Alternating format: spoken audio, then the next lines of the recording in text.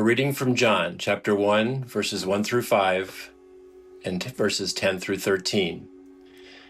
In the beginning was the Word, and the Word was with God, and the Word was God. He was in the beginning with God. All things came into being through him. Without him, not one thing came into being. What has come into being in him was life, and the life was the light of the people. The light shines in the darkness, and the darkness did not overtake it. He was in the world, and the world came into being through him, yet the world did not know him. He came to what was his own, and his own people did not accept him. But to all who received him, who believed in his name, he gave power to become children of God, who were born not of blood, or of the will of the flesh, or of the will of man, but of God. Atari and Macintosh, MTV and VH1, Pac-Man, Space Invaders, Star Wars, and Pop Rocks. Ferris Bueller, The Day After movie, the ABC After School Special, and Who Shot JR. Jordache, Prozac, Schoolhouse Rock, and The Cosby Show. Iran-Contra and the Space Shuttle Challenger. Just Say No, HIV/AIDS, Birkenstocks, and Baby on Board. As the popular saying goes, if you know, you know. And if you were born between 1965 and 1980, you know. You're among the 75 million Americans who are known curiously as Generation X, the 13th generation in American history, designated simply as X because X represents the mathematical symbol for the unknown. And Gen X, in a very real sense, grew up as an unknown, invisible, overlooked, underestimated, hidden in the shadow of their elder baby boomers. Demographers labeled us as slackers and skeptics, claiming we were cynical about humankind and pessimistic about the future. But the source of this cynicism and skepticism was grounded in the common life experiences that led to Gen X's disillusionment as youthful expectations turned from sweet to sour. Xers knew that the nostalgic reruns of Leave It to Beaver and the Waltons were actually American myths that did not honestly portray our real relationships or our real-world context. 55% of Gen Xers grew up in broken families. 20% were raised solely by their mothers. 35% grew up as latchkey kids. 41% experienced physical abuse. 35% experienced sexual abuse. 20% grew up in poverty. Unlike the boomers that preceded us and the millennials that came after, we have always been misunderstood as a generation that nobody knew what to do with. In 1975, the nationally syndicated columnist Ann Landers conducted a poll that asked baby boomer parents just one question. She asked, if you could go back and do it all over again, would you have children? And of the 50,000 responses, 70% said no. So perhaps the X stood not only for the unknown, but for the unwanted. Throughout the 1980s and early 90s, Gen Xers were 4 times more likely to be incarcerated than previous generations, 3 times more likely to run away from home, 30 times more likely to be institutionalized for mental health issues, and 3 times more likely to die by suicide. And as the first generation to be computer literate, we became well acquainted with that peculiar error message that occasionally popped up on our computer monitors. Do you remember that message? Abort, retry, ignore, fail. It's been said that there are no better words to aptly describe the lived experience of generation than those: abort, retry, ignore, fail. If there was one band that captured both musically and lyrically that lived experience of Gen X. It was the unpretentious alternative rock band from Athens, Georgia, known as REM. Many of their song titles actually captured the angst and loneliness of Gen X. It's the end of the world as we know it. Try not to breathe. This one goes out to the one I love. Orange Crush, Everybody Hurts, Shiny, Happy People. And of course, the enduringly resonant and popular hit song, Losing My Religion. That's me in the corner, he sings. That's me in the spotlight, losing my religion, trying to keep up with you, and I don't know if I can do it. Without listening to the actual song, some might assume that the title from Losing My Religion is about doubt or losing one's faith or abandoning God or the church or some religious tradition.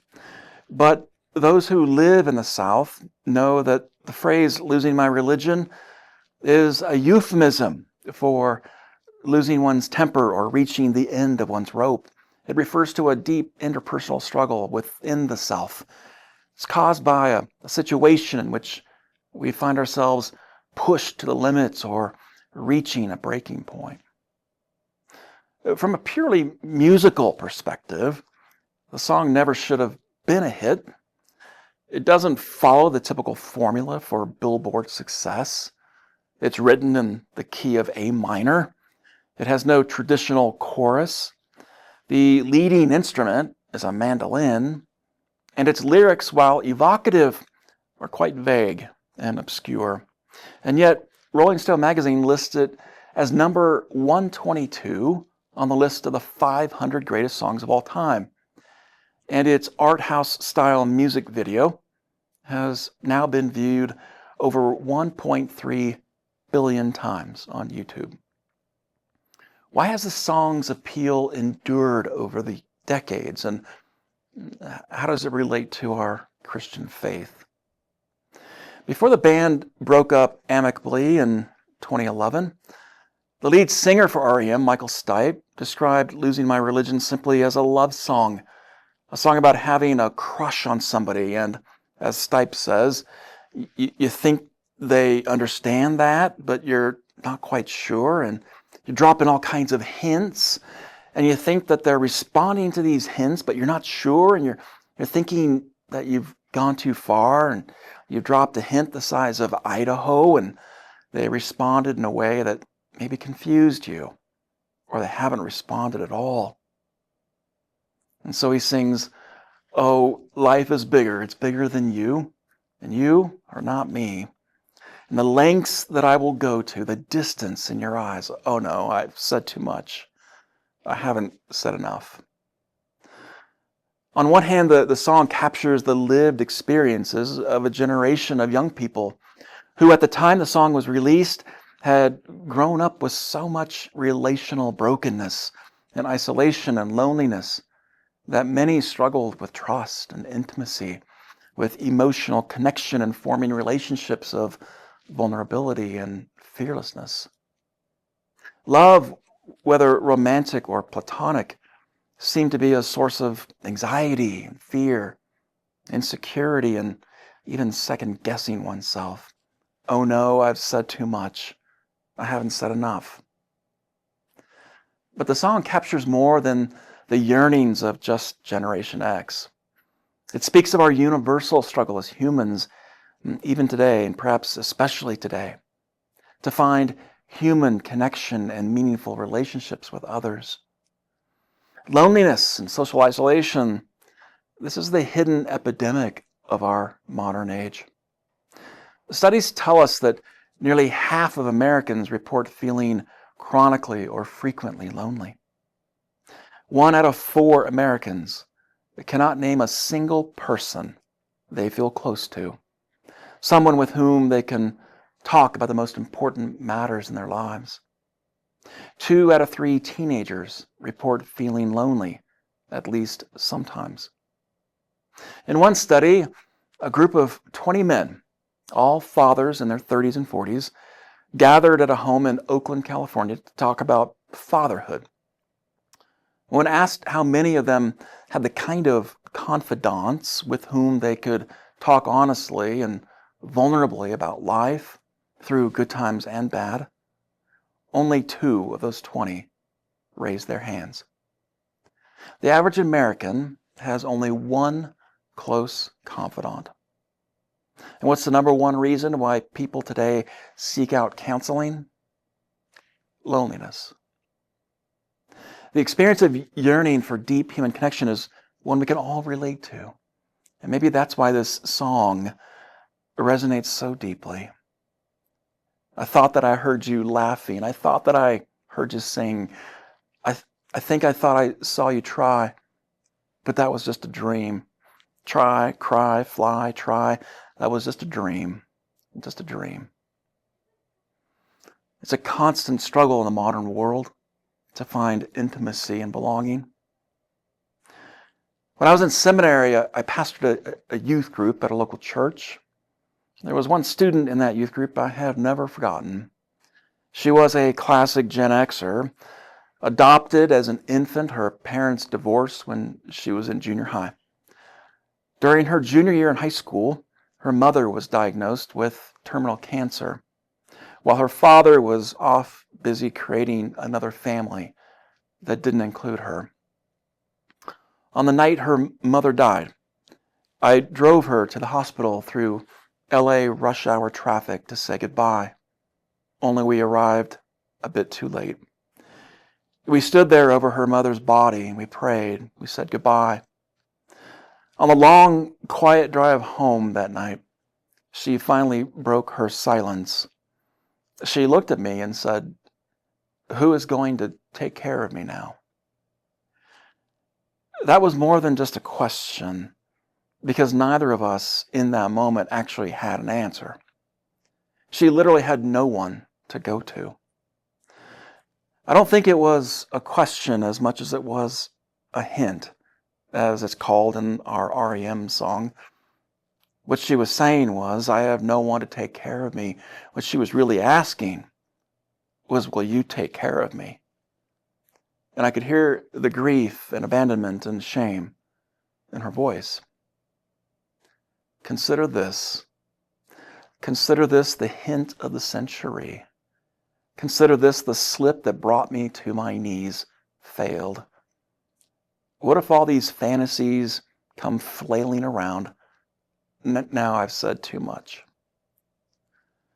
Her name was Charlene, and it turned out that her mother's best friend graciously took her in.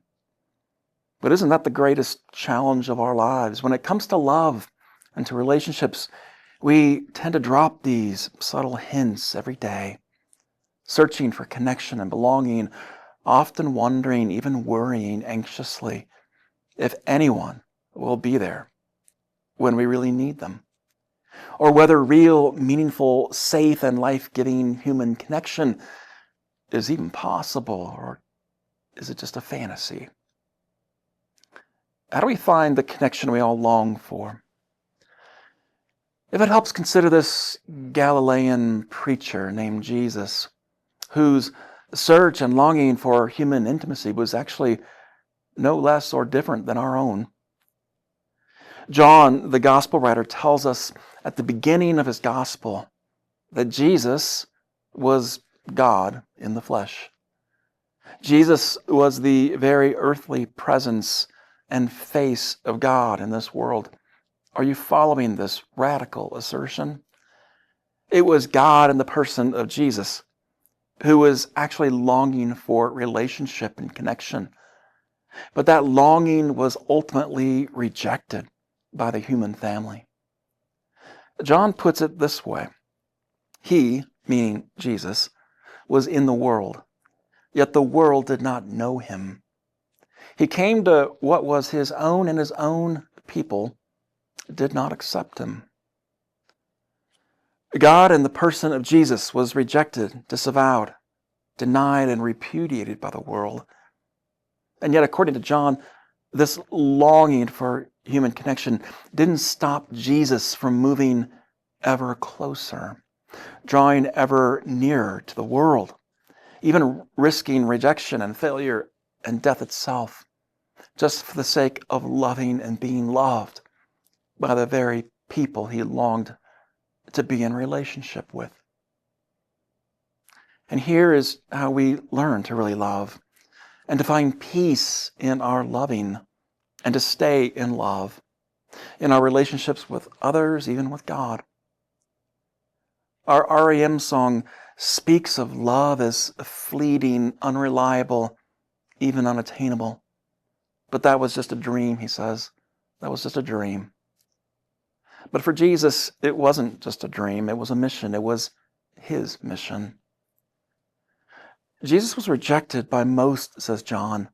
But then he says this, but to all who welcomed him, who trusted in him, he gave power to become children of God, born not from blood, nor from human desire or passion, but born from God. God in Jesus redefines the very nature of love. Love, it turns out, is never absent of the possibility of real rejection and pain. In that gap between, oh no, I've said too much, and I haven't said enough, in that gap is where real love is born, in risk and vulnerability and transparency and authenticity, in the very real possibility of hurt and rejection. Love requires that at some point we stop dropping mere hints out of our fear and simply say or do whatever is demanded of us in that moment. Otherwise, love remains just this elusive, unattainable dream. How does 1 John put it? There is no fear in love, but perfect love casts out fear. For fear has to do with punishment, and whoever fears has not reached perfection in love. We love, he says, because he loved us first. C.S. Lewis studied the famous Greek words for love, agape, eros, phileo. He said that in the end, they all come down to one important distinction: the difference between what he called need love and gift love. Lewis said that need love is always born of emptiness. It's basically acquisitive to the core. Someone who loves out of personal need or emptiness sees in every beloved object or person a value that he or she covets to possess. Need love moves out selfishly to grasp and to appropriate for itself. If you were to diagram need love is always circular, reaching out to the other to transfer value back to itself. And Lewis says that many times when humans say, I love you, what they often really mean is, I need you, or I want what you have. Consider your relationships, the ones you would describe as loving. Are they marked by neediness, dependency, fear, or reciprocity? Or are they closer to what Lewis called gift love? Instead of being born of emptiness or need, this form of loving is born of fullness, of abundance. The goal of gift love is to enrich and enhance the other rather than to extract value. If you were to diagram it, gift love is like an arc, not a circle. It moves out to bless and to increase rather than to acquire or to diminish. It's like a well that continues to overflow. And Lewis said that God's love in Christ is gift love, not need love. He says we humans are made in the image of such everlasting and unconditional love. And this gift love is the only antidote to the prison of anxiety and neediness that marks so many of our relationships. It's the cure to that indecision, the worry that we've said too much or not enough. This leads us to lose our religion in our relationships. It's willing to take on the risk because it knows the alternative is the loneliness that plagues us in our present world. Years ago, a friend, a retired Methodist pastor, returned to church one Sunday following the death of his wife. In retirement, they had found this little church, and they would go to the late service, and they would sit in the same pew every Sunday. But weeks after his wife's death, still grieving, he went to the early service just to change the routine. He expected there might be people there that he would know, whom he could sit with. But he arrived 15 minutes early, as only a pastor would do, and ended up sitting alone near the front, in the center of a long pew with 2 empty pews behind him and 3 in front. A stark image of a brave, grieving, solitary man. But then he said a small miracle happened. A couple sitting 6 rows behind him slipped out of their pew, quietly moved down the aisle, and sat beside him so that he wouldn't have to sit alone. I said that really was a miracle. I mean, 2 Methodists actually left their pew to move down closer to the front. He said, I knew then that I was going to be okay.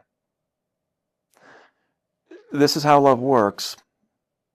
At some point, love requires that we stop dropping mere hints out of fear. Finally say or do what's demanded of us in the moment.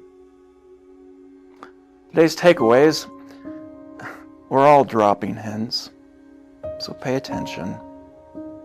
Real love requires vulnerability and risk. Jesus models the gift love that we all long for.